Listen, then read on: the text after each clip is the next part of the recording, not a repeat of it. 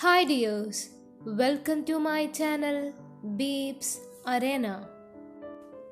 Through this video, let's discuss about kingdoms, kings and early republic in ancient period. At first, let's discuss how some men became rulers. Choosing leaders or rulers by voting is something that has become common during the last 50 years or so. How did men become rulers in the past? Some of the Rajas chosen by the Jana or the people. But around 3000 years ago, we find some changes taking place in the ways in which Rajas were chosen. Some men now become recognized as Rajas by performing very big sacrifices. It means that to be a ruler, they have to perform some of the sacrifices or pujas.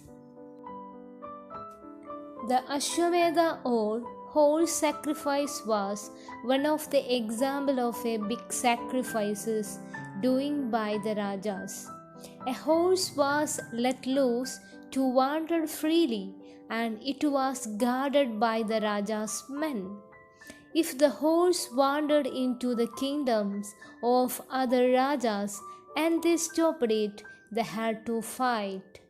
If they allowed the horse to pass, it meant that they accepted that the Rajas who wanted to perform the sacrifice was stronger than them. These Rajas were then invited to the sacrifice, which was performed by specially trained priests who were rewarded with a gift. The Rajas who organized the sacrifice was recognized as being very powerful, and all those who came brought gift for him. The Raja was a central figure in these rituals. He often had a special seat, a throne, or a tiger skin. His charioteer, who was his companion in the battlefield and witnessed his exploits, chanted tales of his glory. His relatives, especially his wife and son, had to perform a variety of minor rituals.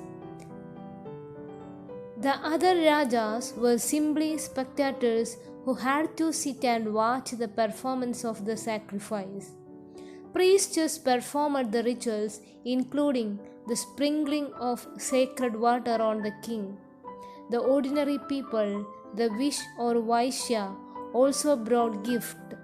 However, some people, such as those who were regarded as Shudras by the priests, were excluded from many rituals.